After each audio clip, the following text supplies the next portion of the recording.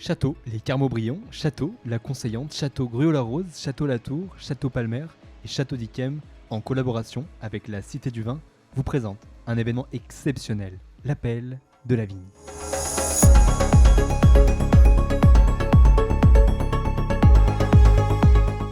Les travaux manuels peuvent être perçus comme des sauts métiers et finalement pour pouvoir tailler de la vigne qui va vivre pendant 50, 60, 80 ans pour faire des grands vins comme on connaît à Bordeaux, il faut de l'intelligence dans les mains. Donc l'idée c'est de mettre en scène des gens qui sont d'habitude dans l'ombre, qui se cachent derrière nos étiquettes et qui demain vont partager leur parcours, leur savoir-faire pour essayer de susciter des vocations et valoriser un peu ce métier, lui rendre une vision plus idéalisée. Cette histoire, c'est l'histoire de celles et ceux qui font le vin à son tout début dans la vigne, c'est-à-dire qu'ils ont un rôle absolument essentiel, mais souvent on les cache plus ou moins, et là l'idée c'était effectivement de les mettre en valeur, et ça nous a beaucoup plu parce que c'est un des rôles de la Fondation. C'est rare, voire ça ne nous est jamais arrivé effectivement qu'en 15 minutes, les 250 places de l'Auditorium partent aussi rapidement et les succès, il faut les répéter. On est extrêmement content effectivement que l'appel de la vigne soit maintenant inscrit pour des années dans le panorama de Bordeaux et à la Cité du Vin également. Et pour montrer l'impact qu'apporte l'appel de la vigne, qui de mieux que les jeunes eux-mêmes pour en parler. Des métiers qu'on connaissait pas forcément et même si c'est pas quelque chose que j'imaginais, franchement c'est quelque chose qui pourrait m'intéresser.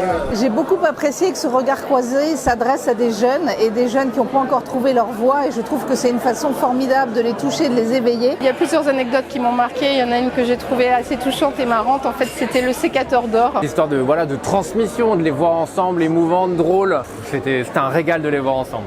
Mais alors, comment les personnes qui font la vigne parviennent-elles à parler de leur histoire individuelle dans un format unique, seul en scène? C'est pas un spectacle, c'est pas une conférence, c'est mieux que ça. C'est un format qui permet de mettre sur scène, de mettre en avant des gens qui d'habitude sont un peu dans l'ombre. Donc oui, on part de l'histoire individuelle, et cette histoire individuelle, ce qu'on cherche, c'est son impact. Parce que parler pour soi, ça n'a pas de sens. Par contre, parler pour transmettre, pour impacter, c'est là où commence la transformation. On va écrire pour eux. On va écrire leur histoire en tirant un fil, une histoire qui va prendre juste 10 minutes. Je me sens tellement fier que je me suis fait tatouer une feuille de vigne et un verre de vin juste là. Je rêve de devenir assistante chef de culture, puis chef de culture. J'ai toujours entendu « tu finiras dans la vigne ». Alors je sais pas si j'y finirai à la vigne, mais pour l'instant j'y suis et j'y reste. Je pense que c'est extrêmement important que cette marque employeur de la vigne et du vin soit valorisée, soit magnifiée, soit mise en avant. Et ça, pour le faire, ça sera grâce à vous. Donc rejoignez l'appel de la vigne et du vin. Si vous voulez faire partie de ce groupe qui œuvre collectivement pour l'employabilité dans le secteur viticole et vinicole, rapprochez-vous des contacts ci-dessous.